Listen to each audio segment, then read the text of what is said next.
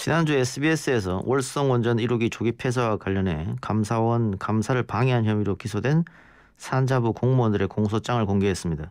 이 공소장에 따르면 산자부 공무원 3명이 감사원 감사 전날 업무용 컴퓨터에서 파일 530개를 지웠다는 겁니다. 그리고 지금 정치권의 뜨거운 감자로 떠오른 부분은 삭제된 파일 중에 북한 원전 건설 자료가 포함됐다는 부분인데요. 국민의힘에서는 정부가 극비리에 북한의 원전을 지어주려 했던 것 아니냐 비판의 열을 올리는 상황입니다. 또 2018년 남북 정상회담에서 문 대통령이 김정은 위원장에게 원전 구상 내용이 담긴 USB를 전달한 것 아니냐 이런 의혹까지 불거진 상황인데요. 2018년 남북 정상회담 당시 대통령 의전 비서관으로 계셨던 분이죠. 조한기 전 청와대 의전 비서관 전화로 연결해 봅니다. 조한기 전 비서관이 나와 계십니까? 예, 조한기입니다. 예, 안녕하십니까. 오랜만에 전화 연결한 것 같은데 선거 이후 어떻게 네. 지내셨습니까? 저는 잘 지내고 있고요. 당에서 부총장 역할을 맡아서 당의 스마트 플랫폼 현대화 작업하는 일을 돕고 있습니다. 알겠습니다. 자, 본격적으로 좀 질문을 드려봐야 될 것 같은데 2018년 남북 정상회담 당시 청와대 의전 비서관으로 계셨다. 지금 방금 제가 그렇게 소개를 해드렸는데 네. 당시 정상회담 실무 준비부터 마무리까지 다 함께 하신 거죠? 그 과정을. 예, 그렇습니다. 제 의전 경호 보도를 책임지는 남측의 실무대표의 한 명으로 북측과 협상을 했고요. 행사 당일에는 북측의 김창선 부장 그리고 김여정 부부장과 함께 행사 전체를 진행하고 두 분 정상을 리드하는 그런 역할을 했습니다. 예, 최근에 문제됐던 게 이제 보수 언론에서 예. 그 남북 정상회담 당시 도보다리에서 두 정상이 만났을 때 문재인 대통령이 네. 김정은 위원장에게 USB를 건넨 거 아니냐 이런 보도가 나와서 조한기 전 비서관이 그 말도 안 된다 이렇게 말씀하신 것 같아요. 예, 제가 현장에 있었기도 했고, 예. 그 당시에 도보다리에서 두 분 정상이 대화를 나눈 장면은 전 세계에 생중계가 됐죠. 예. 그렇기 때문에 그 자리에서 문재인 대통령께서 은밀하게 물밑으로 무언가를 건넸다. 이런 이미지를 상상시키는 기사를 낸 거에 대해서 대단히 유감을 표하지 않을 수 없고요. 예. 한 가지 제가 덧붙이자면 이 상황을 저는 잘 이해를 할 수 없는 것이 예. 2018년은 오래된 과거가 아닙니다. 예. 얼마 안 됐죠. 예. 그때 이미 정상회담이 지난 3일 4월 30일 날에 북측의 한반도 신경제 구상과 관련된 자료와 USB를 건넸다고 예. 대변인이 브리핑을 했습니다. 예. 그리고 모든 언론이 그걸 다 받아서 썼죠. 예. 수백 건의 기사를 쏟아냈죠. 예. 그때 이미 우리는 다 공개를 한 내용인데 이제 와서 은밀하게 대통령께서 도보다리에서 USB를 준 것처럼 기사를 쓰는 것은 악의적 왜곡이라고밖에는 볼 수가 없었죠. 예, 알겠습니다. 그러면 제가 정리를 좀 해보죠. 2018년 4월 30일 날 수석 보좌관 회의에서 문 대통령이 언급을 했고 그리고 네. 청와대 브리핑을 통해서 이야기했고 기사가 쏟아졌다 당시에. 근데 지금 와서 그게 왜 비밀리에 문제인 것처럼 보도하냐 이런 말씀이지 않습니까? 거기다가 4.27 판문점 정상회담의 어떤 백미라고 할 수 있는 도보다리에서 그렇게 했다고 기사를 쓰는 것은 뭔가 의도가 있지 않으면 곤란한 기사다 이렇게 생각을 할 수밖에 없는 거죠. 근데 그 기사 내용을 보면 대통령 입모양을 보고 발전소라는 단어가 나왔을 거를 유출해서 이게 결국은 원전 이야기 아니냐 이렇게 흘러갔거든요. 대통령께서 그거에 관해서도 말씀을 하신 걸로 저는 기억하는데요. 당시 김의겸 대변인이 브리핑한 내용에는 내가 발전소에 관한 이야기는 하지 않았고 한반도 신경제 구상과 관련된 자료와 USB를 건넸다. 이렇게 말씀하신 걸로 기억하고 있고요. 그거를 이제 김의겸 대변인이 백브리핑을 한 거죠.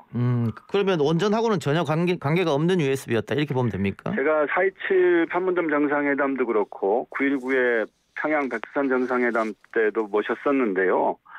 회담 전체의 기간 중에서 원전의 원자도 나오지 않았습니다. 예. 그러면 이제 언론 신경제 구상이 포함된 USB라고 하는데 다시 조한기 전 비서관이 도보다리에서 건넨 적이 없다라고 반박을 하니까 보수 언론 또 어떻게 나왔냐면 도보다리에서 건네지는 않았지만 또 판문점에서 건넨 건 맞지 않느냐 이렇게 지금 나오고 있거든요. 그때 2018년 4월 30일에 모든 언론이 그걸 다 썼다니까요.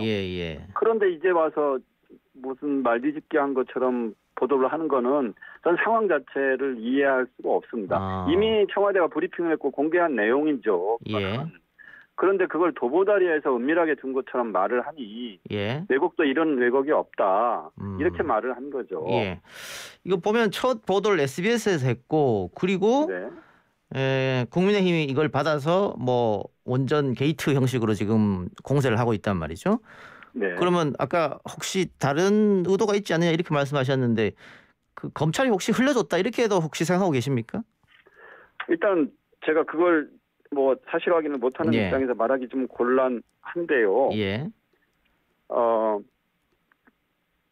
그 공소장이 밖으로 나가고 공소장의 주요 내용이 외부로 나가고 다시 국민의힘의 대표께서 직접 그런 말씀을 하신 거는 많이 보던 시나리오 아닌가요? 선거를 앞두고 이런 말씀 드리기 곤란하지만 약간 공작의 냄새도 있고 대행적인 정치를 하시는 거죠. 선거 앞두고 색깔론이나 뭐 신북풍일 수도 있다 이 말씀이죠. 뭐 당연히 그렇게 생각이 될 수밖에 없는 거죠. 예, 알겠습니다. 지금 또 새롭게 지금 나오는 이야기는 그 원전 건설 관련 문건은 삭제가 되지 않고 산자부에 그대로 보존되어 있다. 뭐 이런 내용들 일단은 나오는 사항인데 좀 더 확인을 해볼 필요가 있겠고. 그러면 그 USB에 담긴 신경제 구상이라고 하는 것 조금 설명해 줄 수 있겠습니까? 이 내용도요. 문재인 대통령께서 당대표를 하던 당시가 2015년에 수권 전략 집권 계획 중에 하나로 이미 언론에 다 공개를 했습니다. 한반도 신경제 구상 이렇게 언론에 검색을 해보시면요. 한반도 지도와 함께 수백 건의 자료가 나와 있습니다. 이거 새로운 게 아니에요. 대략 그 서해안의 산업 물류 벨트, 그 다음에 동해안의 에너지 벨트, BMZ를 중심으로 한 환경 관광 벨트 이렇게 해서 한반도를 해안과 대륙을 연결하는 경제의 중심지로 만들자. 그래서 남북이 함께 호혜 상생하자. 이런 취지의 내용입니다. 그 혹시 USB에 그 내용 중에 그 북핵 문제가 해결이 된다면 이렇게 한다는 뭐 전제 조건 같은 게 있습니까?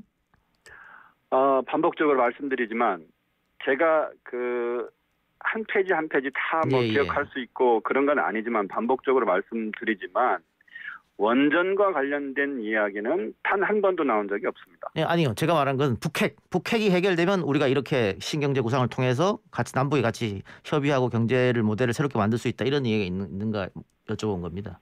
원전이 아니고. 그런 겁니다.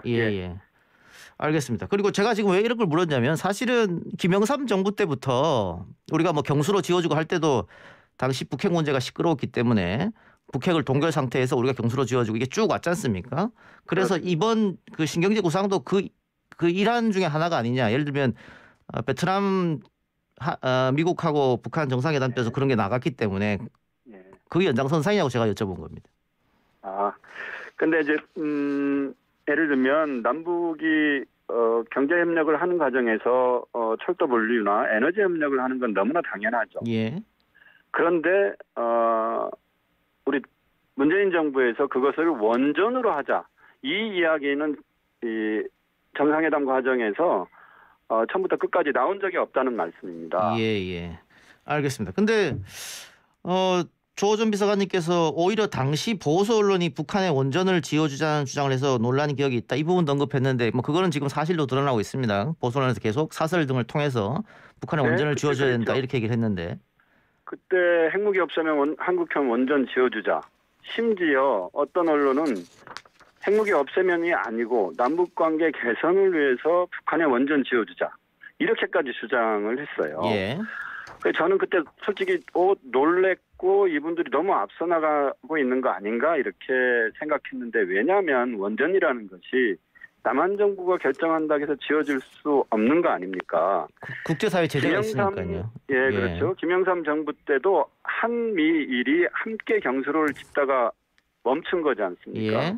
IAEA나 NPT 체제 속에서 논의돼야 되는 거고 유엔의 제재가 있기 때문에 우리 정부에서 단독으로 북한에 원전을 지어준다는 것은 상상 속에나 가능할지 모르겠지만 현실적으로는 실현 불가능한 이야기죠. 그래서 이때 보수 언론들이 그런 주장을 했을 때 속으로는 좀 놀랬고요. 그리고 예. 너무 앞서 나가시네 예. 이분들 이렇게 생각을 했죠. 근데 지금 같은 걸 가지고 역으로 정부를 공격하니까 이거는 좀 문제가 있는 거 아니냐 이런 판단이신 것 같고.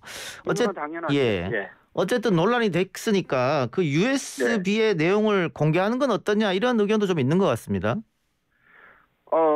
새로운 내용이 아니고 한반도 신경제 구상은 여러 차례 언론에 공개됐고 지금도 검색하면 수백 가지 문건이 쏟아져 나오기 때문에 예.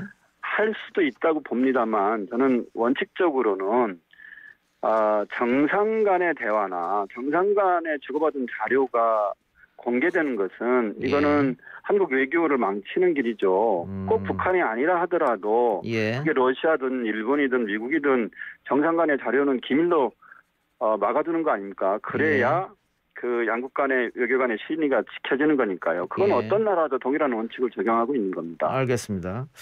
그 관련해서 문 대통령이 수많은 마타도를 받아봤지만 이건 도가 지나치다 이런 반응을 보였습니다. 그 대통령 스타일상 이렇게 말한다는 건 좀 굉장히 격앙됐다 이렇게 볼 수도 있겠는데 김종인 위원장이 이적행위라는 표현 때문에 아마 이런 반응이 나온 것 같은데 일단 청와대는 법적 조치를 언급했고 야당은 아니면 해명하면 되지 정치를 무슨 이런 식으로 하냐 이렇게 또 반발했거든요. 법적 조치는 어떻게 생각하고 계세요?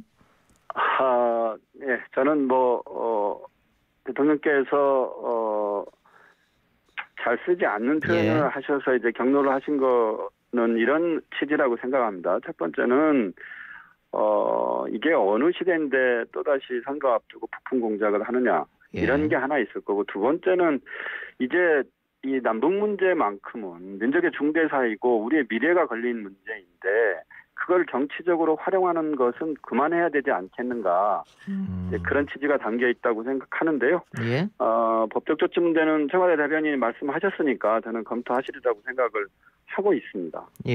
마지막으로 이 사건이 혹시 남북관계에 악영향이라든가 북미 관계에 안 좋은 영향을 미칠 거라고 판단하십니까? 어떻습니까? 그렇게 안 되길 바라야죠. 안 되길 바라야 되고 대통령께서 마지막 한 번 더 그 남북 관계를 정상화시키기 위해서 노력하시라는 말씀도 하셨는데요. 이 남북의 문제는 우리 국민들의 생명의 문제고 미래의 문제이기 때문에 야당에서도 보수 언론에서도 그런 관점으로 좀 접근을 해주셨으면 좋겠습니다. 알겠습니다. 오늘 인터뷰 고맙습니다. 네, 고맙습니다. 감사합니다. 지금까지 조한기 전 청와대 의전 비서관이었습니다.